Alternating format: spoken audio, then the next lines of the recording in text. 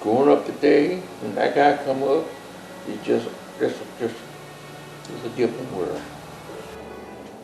It's just a different world.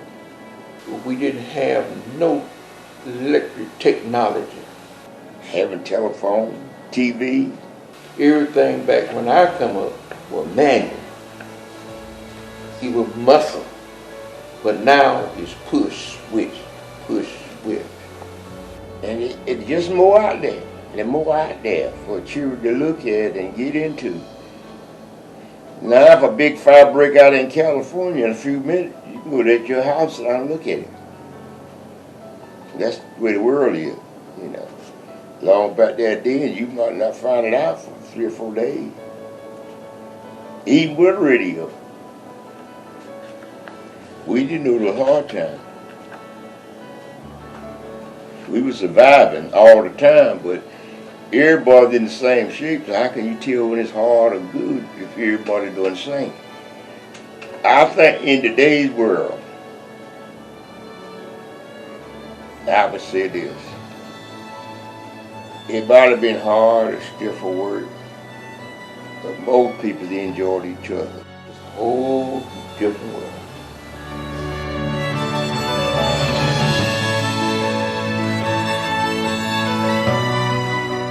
My father is the son of Patsy and Henry Dodd. I didn't know my mother's grandparents, none of them, but I knew my father's mother. Her name was Patsy. She stayed with us a lot after her husband passed. She would visit from family to family, and she spent a lot of time with her. Grandma Patsy was a real active lady and would get happy. I remember one time we were children playing church. We noticed that Grandma was just shouting all across the room, but I believe she died in Smithfield with Uncle Silas. Sometimes my grandmother would come and stay with us for a season, and she would be with us. My grandmother Patsy. I don't remember Grandma Patsy because she stayed mostly with Charles, and a lot of time we would go to Smithfield to see my Uncle Clem. She would be down there with Uncle Clem. So I never seen my grandfather on my father's side. I remember my granddad on my mom and my granddad on my mother's side. My grandmother on my father's side, she was staying with us when she passed. That was in 1943. I was about 19 years old. She was sitting there crying. I said, "Oh, Grandma, they'll be home when they finish the basic training." And I'll never forget the words she told me. She said, "You come here, son, let me tell you something." I was about 19 years old. And she told me, said, "I'll never see them too young no more." She was talking strictly to me. She said, "But when it come my time to go," she said, "I don't want to be sick. I don't want people waiting on me. So when it come time to go, so Lord, come get me. Take me out of here like that." And she said, "You'll see it." And I saw it. She was still there talking, sitting in her chair talking to me, crying. And the morning she died, I can remember it good well yesterday morning. Now, I can't figure how I can't remember my school lesson that well, but I can't. She come through that, me and Wilma and Lorraine and William were going to go catch the bus. She come to that kitchen where one spoke to us. Went on out there, going had a toilet about as far from here to that house across the street. And she stood out that field, did in that cotton field. Didn't stretch out her leg and take her hand and put it under. Like she just went to make a step, gone. And I saw it. And my daddy called my mama. We went back to the house. I wonder what she would have looked at. And what she said is still there. She said, he gonna do it. So I done asked him, said he gonna do it. Said, you'll see it. I saw it. Yeah, I remember it, but I don't remember the date that my mama passed away. My mother, grandmother on my mother's side. I remember, I think, don't hold me too close to it, but I think it was sometime in the 40s. Yeah, Grandma Murray passed away. Now wait, it was in the 50s. How come I know? I had been in service. I never heard my grandmama talk about, her name was Mary Wesley William, and my grandfather was named John Wesley William. But I never heard them say where they grew up, really. Grandma Murray saw Pee Wee. And Pee Wee was born in 57, 8. I remember that because he was so weak. She just wanted to hold him a few minutes. Yeah, that's when she passed away. Her husband was my granddad on my mother's side. I think he passed in, seemed like it was 1945. He passed a little bit before my daddy did. I heard my daddy say he was 14 years old when his daddy died. I was 14 when my daddy died. So that kind of stuck with me. So that means if he was 14 when his daddy died in 8. He was born in 93. So you subtract. 1893? Yeah, that's when he was born. If you track 14 years back, that you get the year that he was. Like 1867, something like that. Well, that's what year it would be in. Well, Grandpa was raised on that mite farm that where Wilma stayed now. He was in that, and they got married in the old house that Wilma Lawrence you stayed. That's where they got married. She was born in 1895. My mother was Winnie Ray Dobbins, and my father was William Henry Dobbins. And as far as I know, they was born in Hardy County. I didn't really know that much about him, But my brother Silas used to tell me a lot, And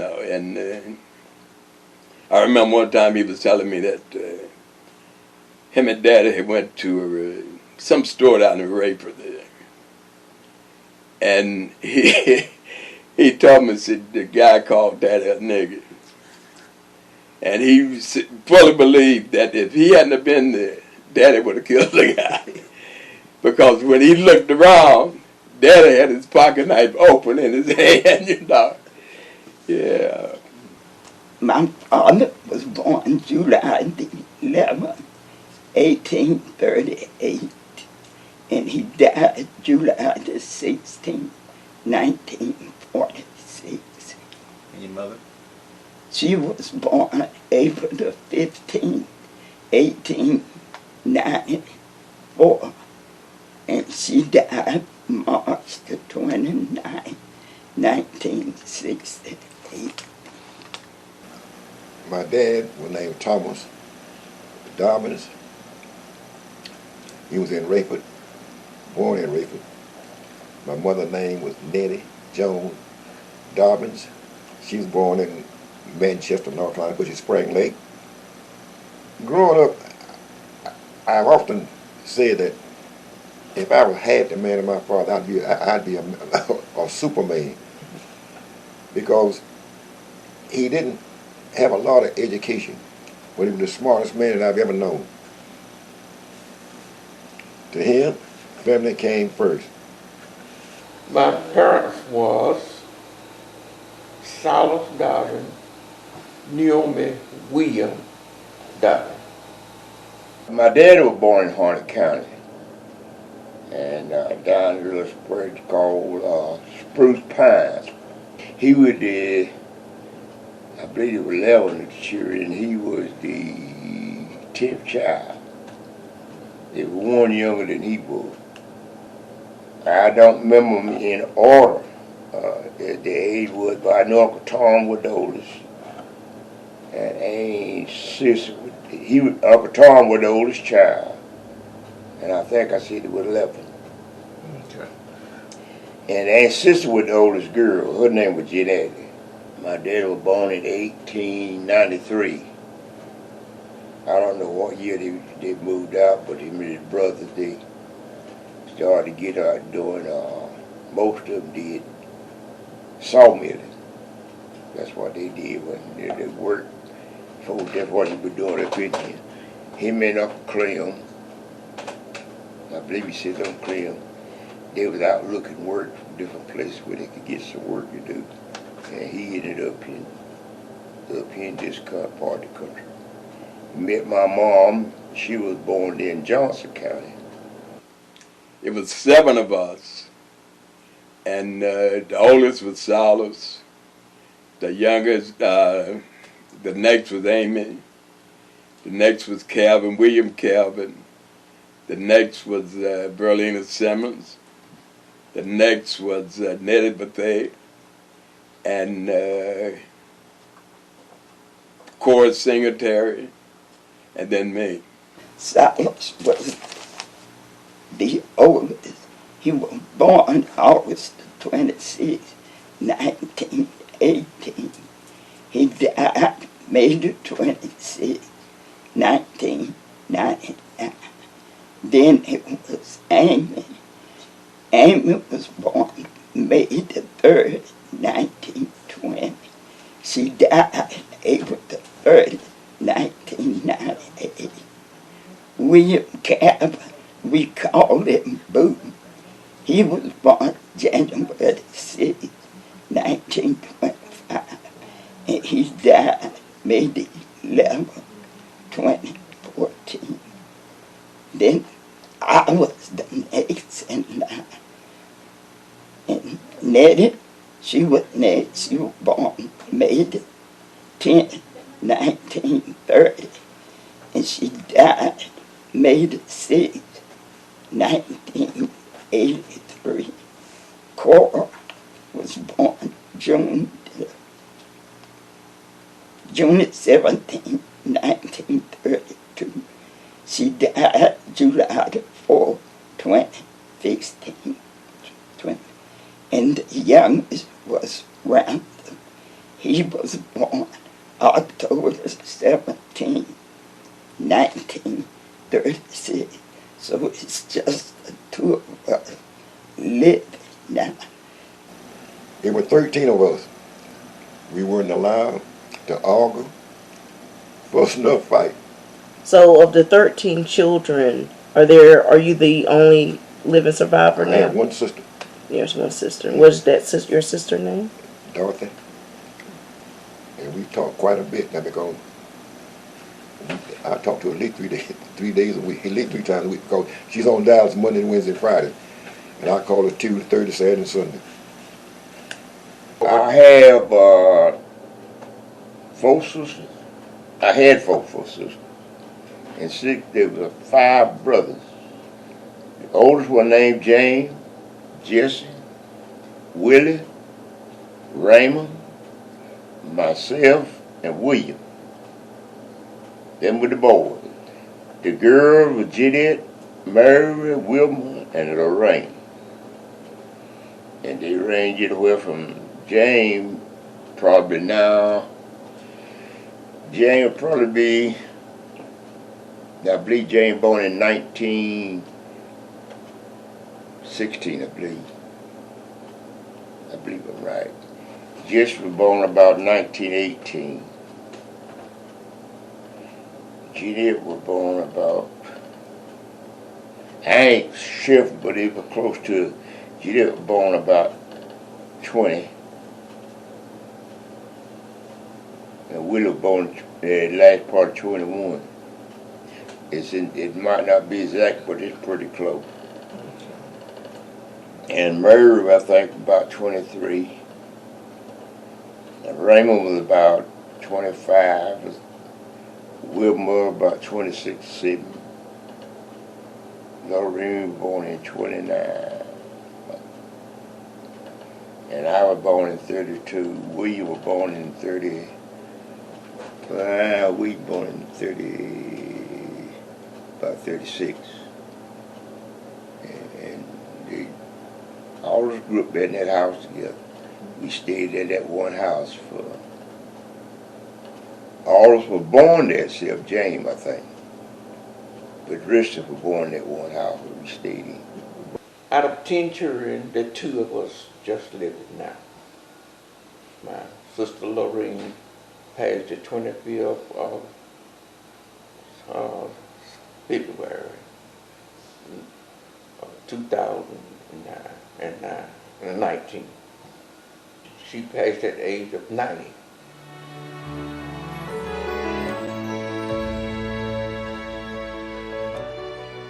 Well, I started out at Laurel Hill. That's when we lived out, we call it Dundart.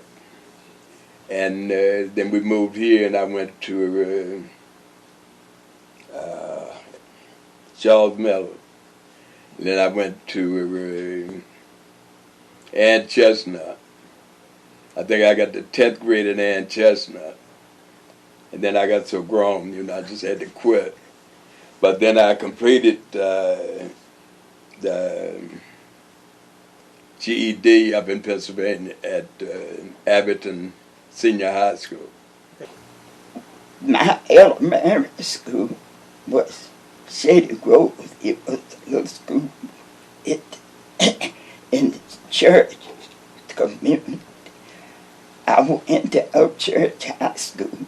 I graduated on my 16th birthday, June the 9th, 1944.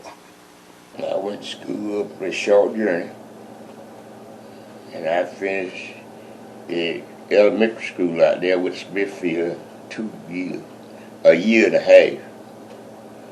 That was Johnson County Training School, and that was in 1950. 54. But I went back and got my GED after I got out of it. And what year was that in? I got that in probably, I think it was 80. Your GED? 85? Now, I see in the 80s, I don't remember the date. Okay, we lived in Spring Lake. We have 2 schools.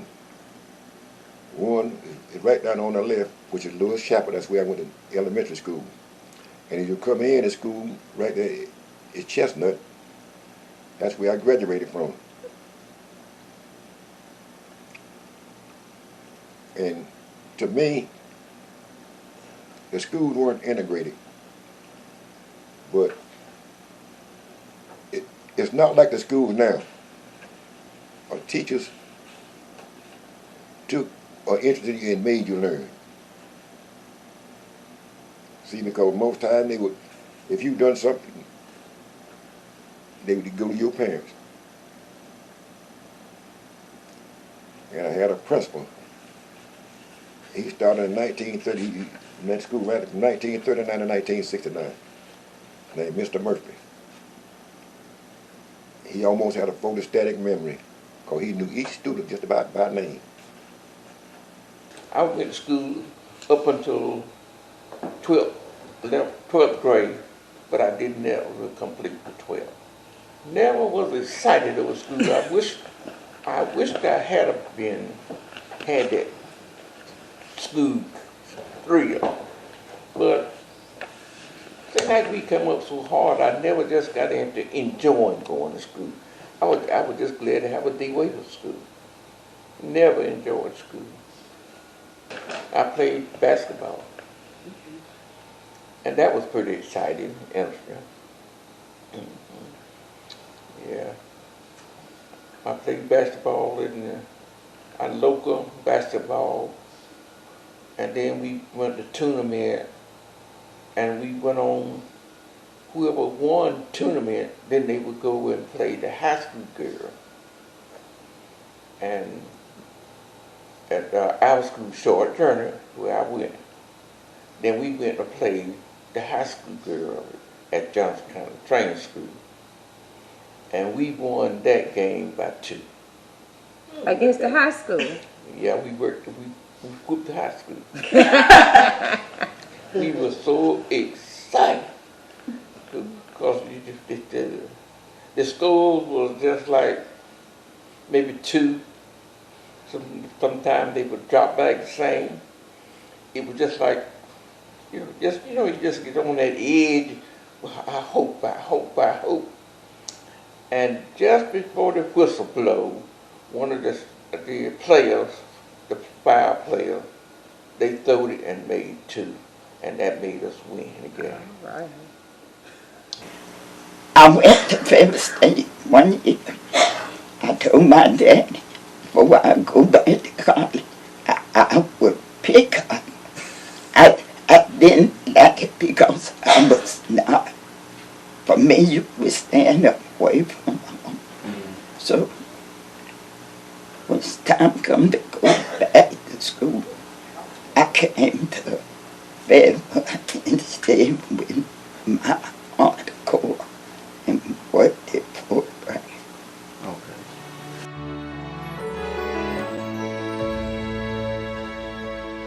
My first children were twins, and we didn't go to doctor's care like we do now.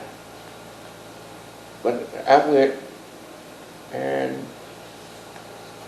but I didn't know I was going to have twins or not until the day that I began labor. And most time back in that day, most people was home liver when we think about a hospital. And so I was planning like my mother and neighbors and people around me just had to be delivered at home. So we called in Dr. McEnroe. He was a doctor. They would come to your home then, we're back to him. And he examined my stomach and everything. And he said, my, I hear 2 heartbeats. I breathe it 2. So I think we better get her to the hospital. And when I was in labor, that's when I found out I was having 2 babies. And we didn't have EMS like we have today. They call it ambulance like your whole body's on. And that's what they took me to the hospital. I went to St. Agnes Hospital in Raleigh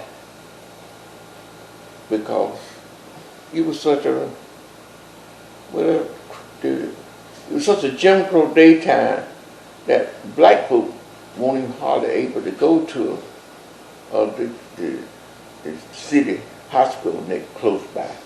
You had to go to some black place. There won't hardly no place for blacks to go.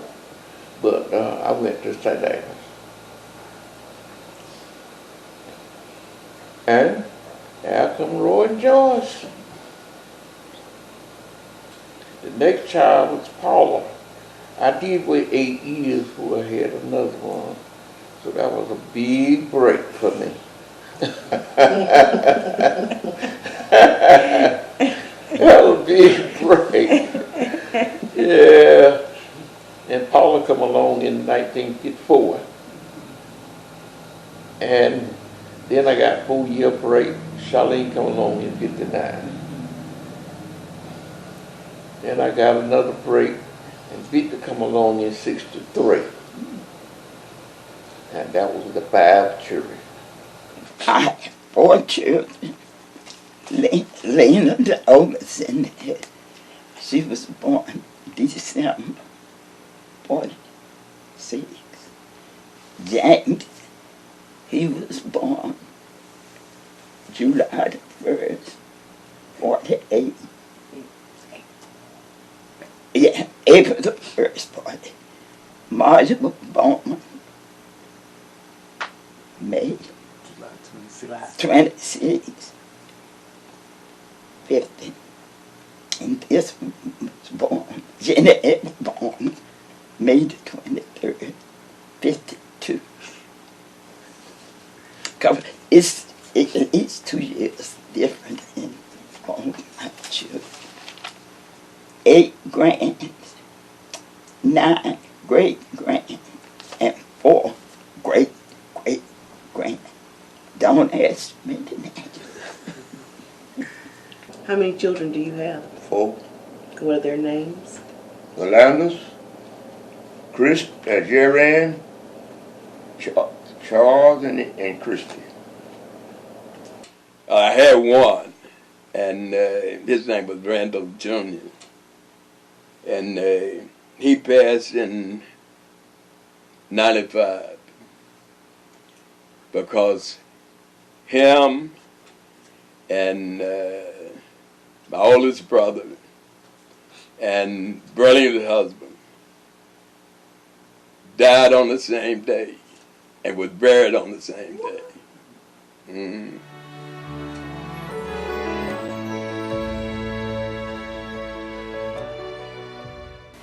The first house I remember, it was a little wooden house, seeming like it might have had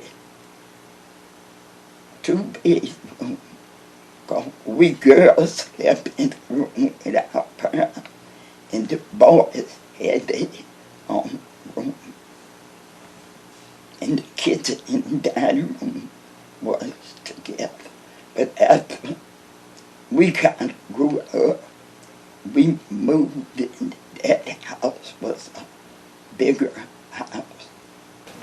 No, it was 3 bedrooms, an outhouse. They didn't call it refrigerator. What they call it? It wasn't a refrigerator. You know, ice box.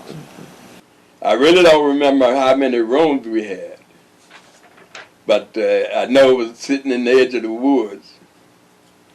And if I'm not mistaken, that house is still sitting there now, because I haven't been by there in, I don't know, maybe a couple of years now. We had a living room, my mom and my dad's room, the girls' room, and the boys' room. We always had a fireplace in every room. See, the fireplace would be back to back. The girls on this side, the boys on the other side. You could build a fire on your side or fire on their side. Most we'd build a fireplace in our mom and dad's room. That's where we mostly sit. And sometimes we children might build a fire in another room, sit right there where we could play a little bit or something. Get our schoolwork out. Go in and get the eating table. With a lamp. You didn't have no liquor light. Get it out. But it won't no, it just won't insulate it. It won't that. You can worry about the insulation. All that was board. Sometimes you go in the kitchen and get a drink of water out of that you have in the kitchen. That dip would be frozen in the bucket. And we slept in the other room. I don't mean it was just frozen. It was frozen in the bucket. But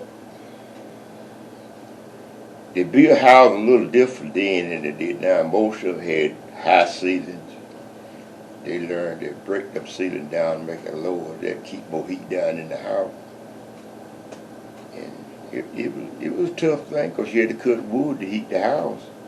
You had to cut wood to cook with. And it was just a lot of work to be done. And they designated work to different ones. Cut the wood and haul it up there. And the smaller children, we'd always had to carry the wood on and put it on the porch. In the kitchen wherever they wanted it. But that's the type of stuff we did.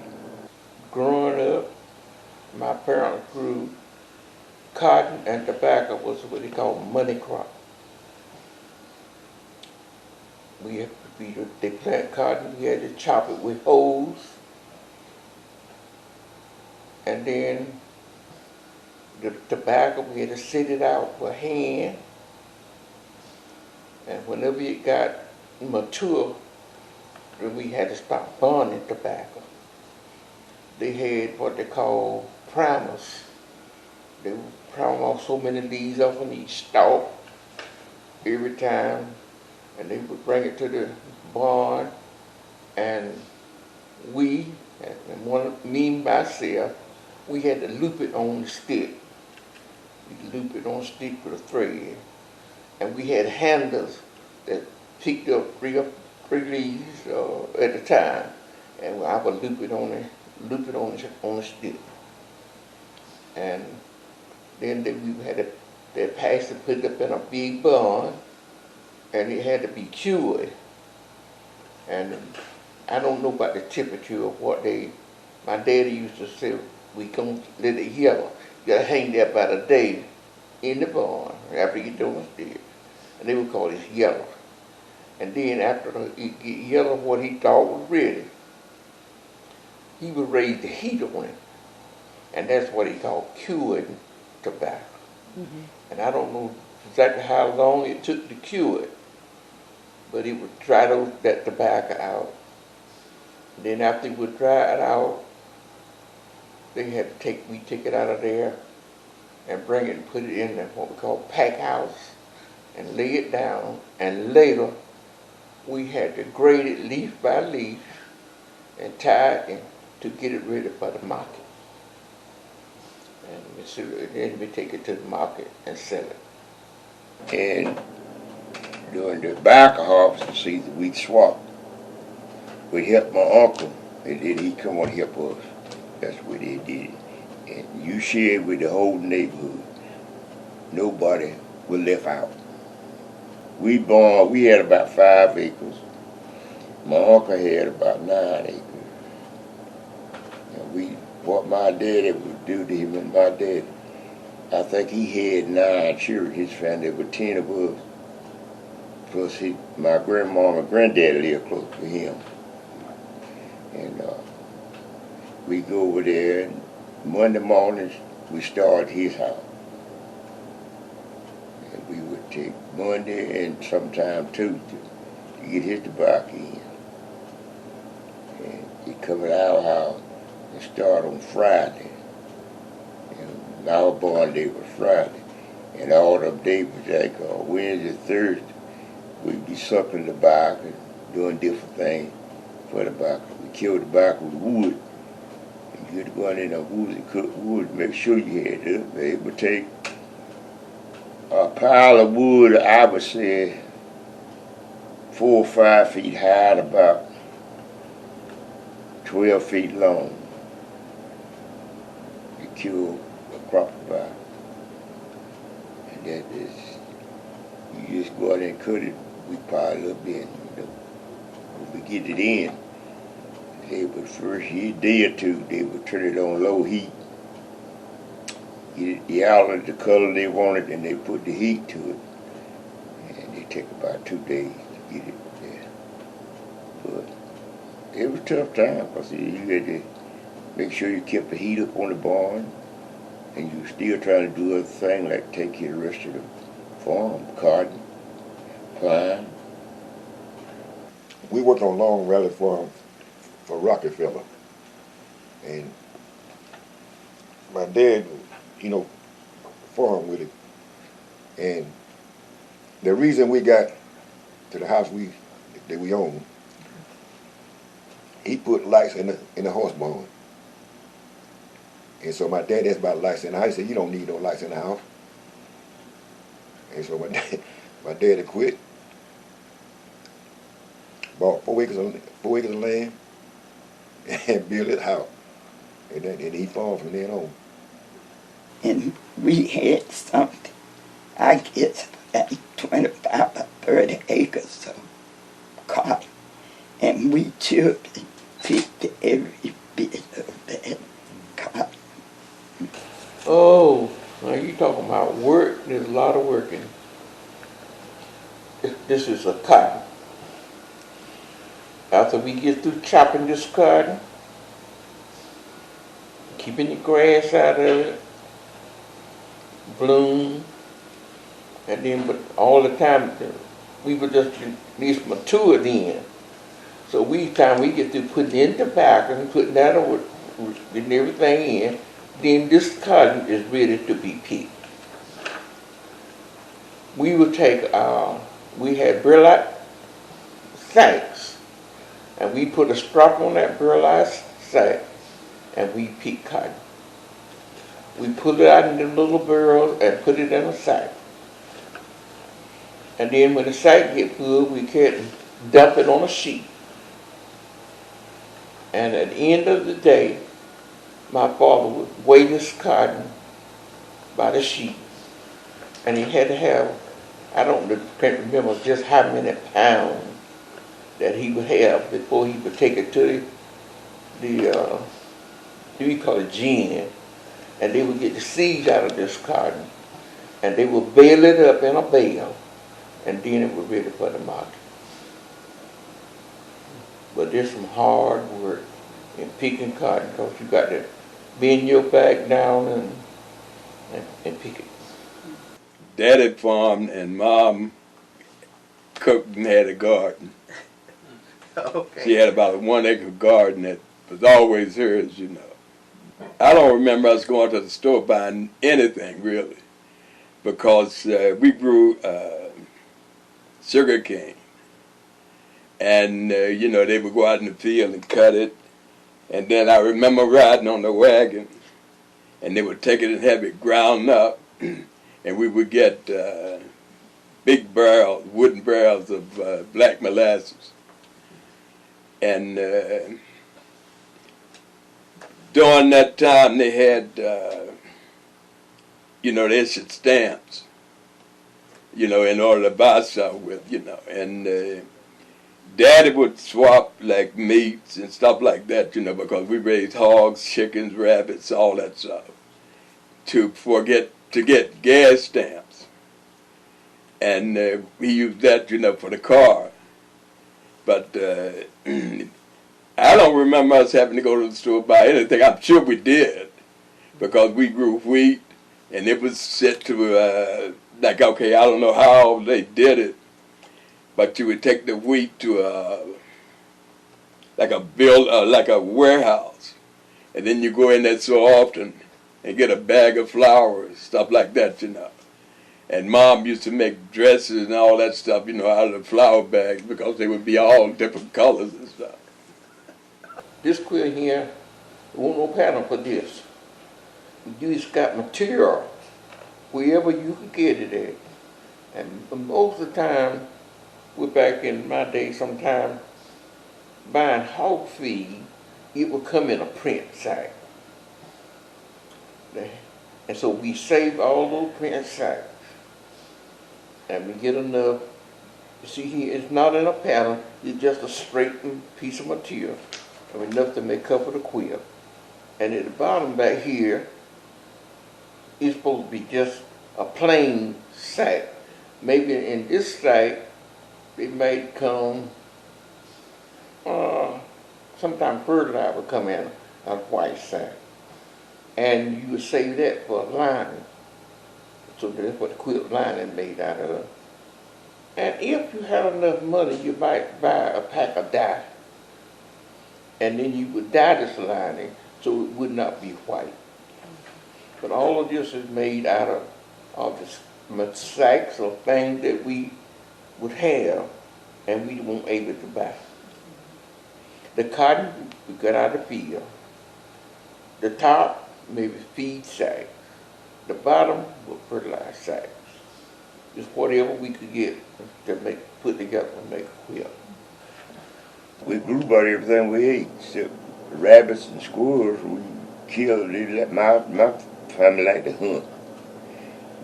You go hunt, they kill rabbits, squirrels, birds, stuff like that. And, we grew garden, had turnip, tomatoes, cabbages, collard, peas. We had that. Then we had peach trees. I've seen my parents can peaches, apples, anything they could put, blueberry, blackberry, we pick them all, put in a jar. And I've been see them can spare ribs, put them in a jar. And in the wintertime, that's what we eat. Hog cutting time was a big time, big, because we didn't have the modern equipment that people have today. We would have maybe like 5 or 6 hogs to kill at one time, you know. And the pay would be, you get a mess of meat, you know what I mean? My daddy would put hogs up what he called on a floored pen whenever, just before he got ready to kill them. He'd take them out in that lot where they'd be on the ground and feed them just special feed so they would be ready for killing. And then, okay, he would let me shoot the hog. And then after they cleaned the hog, I had a bill of fire around the pot to make the lard and the cracklets. And they done the killing at home, and they would always have something like what they call vet. We're back in the day, and a vet is something that is made almost like a boat,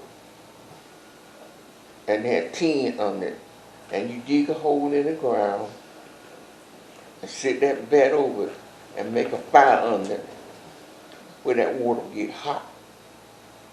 And they would like put them in those vats and roll them over a couple of times and then scrape the hair off of them, you know. And the ladies, they would, once they cut it up, the ladies would cut all the fat off and put it in a big, like a washpot, we call it, you know. And that would take the lard, you know, cook it down, and we'd have lard and cracklings and all that, you know. So when you get ready to kill the hog, you kill the hog. One of the men would stab the hog, and when he died, then they would put him in this vat of water. But all the thing that I had to do that I can remember is keeping the fire going, you know. And they put him on something like a piece of wire. I said, well, a hog mess wire, just a piece. And they would turn the hog from one side to the other. One pull it back, pull it back, and when that hog scalded, then they had to take something and rake the hair off of it. So this wire, was it like a real heavy duty chicken wire? Heavy duty. Okay. You seen pasture wire. It was just a piece of a pasture wire. Oh, gotcha. Mm-hmm. And after they get the hair off of it, they had something what we call, I don't know what they call it, but anyway, they had to hang him up. They had something to hang him up on, and wash him down, clean him off, and then they would get the chitlins out of him. Yeah. And they would let him hang, then they would let him hang for overnight. And the next day, my daddy would take him down, cut him out into what the sides, ham, shoulders, backbone, and that's where we got our lard. We trimmed that meat down and cut it up in small pieces. The side would be salted down, and shoulders and ham. They would put them in salt, and that was salt cured in. But the rest of it would be sausage and lard. The fat part would be make lard, and some of the lean that we would make sausage. Kill hog, had plenty of meat. They put that in a jar, that spare ribs and backbone. That was our winter meat mostly. Except some rabbit, squirrel, stuff like that. My daddy, he loved to hunt. And my brother did too, so it was a big thing for us, you know. See, because it's not like it is now. You could take meat and put it in smokehouse and it would cure. But see, you put it in a now, it won't last. It was kind of tough, but we were poor. We didn't bother to sit in the back because everybody's in the same shape. Poor. But they worked hard and tried to keep us. I never been hungry a day in my life. I had food, whether I wanted to eat or not. They had some food in the house for you. In my day, the quiet nature, we were certificated. And we just felt like that was the way of life until Dr. Martin Luther King came. That kind of opened our eyes. We just were second class citizens, and we thought that was the thing. But we wasn't abused or anything like that. We just thought that was the life. We got hand-me-down school buses, so we were glad to get the bus. In Jim Crow day, y'all don't remember them days, that whenever you go out somewhere or another, they had on the water fountain, white on it. White on it. And I don't know what they thought blacks should do, but in the way you would not have the permission to drink from the fountain. And the first time I went to a doctor's office, way back in the day, they had separate waiting rooms. You go into the same doctor, but the black sit in one room, white sit in the other room. Yeah. So that has been a major change. And the first time I went to New York City, we finally got us a car we thought would make that trip up there. There wasn't no places for black people to stop in and sit down like McDonald's, Hardee's, and in no restaurant. If you stopped and if they served you, you had to go to the back to get a sandwich. So what I would do when we got ready to make the trip to New York, I made things like hot dogs, weenies, and this made me a picnic basket. So when we ride along, sometimes, and when you go to a gas station to get gas, and ask them, do they have a bathroom? We don't have them for black. I don't know how we made it. How did we make it? Lord, I don't know. But we made it. And sometimes, like, we would stop, just pull off the side of the road for the children to get a little break. And most times, children, you got to stop and let them use the potty. And so sometimes you got to carry your little potty along in order for the children to get that little potty. And duck, sometimes maybe we'll stop beside the road, maybe get behind a bush if we couldn't wait. But a lot of times we just had to wait. And that's been a big change. Dr. Martin King opened our eyes that we were living beneath our privilege. Dr. King, he was born before his time. In a way, you know, ain't many people could have took it. I don't think I could have handled it. But whenever I've been up there in Raleigh when he started that city up there. I worked at First Citizen Bank. And you know, a little bitty children out there calling niggas and all that mess go up down the street, you know. And they hadn't did nothing but sit down and get them something to eat. And there's some jurors I knew, personally knew. Miss Tom Sanders' girl named Mary, I've seen her out there. and she was over there at St. All, and look at some of them, I see some of them, but it just caused such shock to people to see it. Really shocked. That speech he made up there, and he told them, said, we all learn to live together, and brothers and sisters, either we all die together like food. That's true. You could feel it in the atmosphere, what he was doing with changing America. When you say feeling it, like If you had anything in you that for the right and wrong, you could feel it. Of course, I admired Dr. King.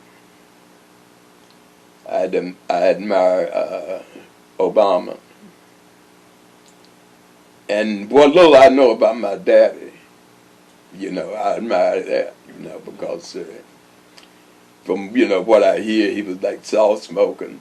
He didn't get all bent out of shape all the time, Now, I don't have that part of him. What my main goal in life was to learn how to be really, I feel like a good husband for your wife and take care of my family. That was just about it. But I did want to be a good father for my family, take care of them. And I pray the Lord to give me a good wife that we could sit down and talk and have understanding. And the Lord bless me with that. To me, a good life is knowing Jesus Christ is your Lord and Savior. Ain't nothing too hard for God. So seek ye first the kingdom of heaven, and all this other will be added. That family unit is totally unique.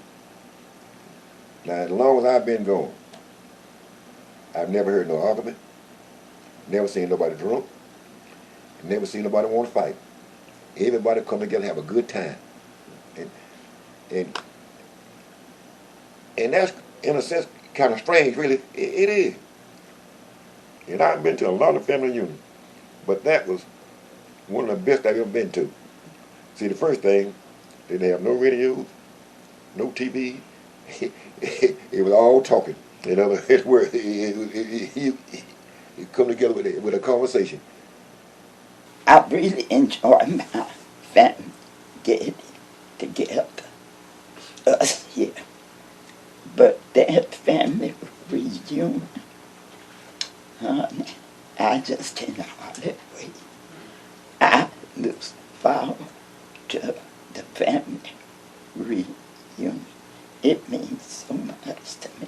Even if I don't know you young folks, it's just really. Now, most of the time in the family reunion, everybody know me and women, y'all, cause we are the oldest. But when it comes to young generation, we don't know who's who. But if you come to me and say, I'm with my granddaughter, I would say, you got to go back further than that. Then you would say, I'm Roy's daughter. And then I could connect. But now, if you would say, I'm Charles' grandson, all I know is I'm Charles' grandson. I think I was something about like 14 or 15. Berlin came to stay with us during the summer because they didn't have tobacco crop. They helped father grew cotton. And so she come up and stay with us during tobacco season just to have a little something to do, and probably got a few pennies working with Joyce. And when she came 2 summers, probably when she was 14, 15. And then after those years, that we didn't see one another in 10 years. The time we saw each other, that Virgin had married, she had all 5 of her children. I was married and I had 3 children. So my sister Mary passed. And we met and we made a decision that we weren't going to let this much time pass that we seen them. So we started, I would go to Berlin house 1 year. Next year she would come and visit me next year. And whenever I would go to her house, she know cousins and things I didn't know. So she would invite me and let them know. They started coming. And then whenever she come to my house, I had sisters and brothers and cousins she didn't know. So I would invite them. They started coming. And from there, it just kept going. It's been going on now for how many, 64 years this year? 63. And I have only missed 3. The last 3. You know, the family grows and grows, and everybody come in, pitched in, and to me, it had to be something meant to be the last 60-some years. And when I first started, man, we was cooking. I would cook, work, head on children, get my peas and butter beans and things. I'd come in and cook them big pots of food.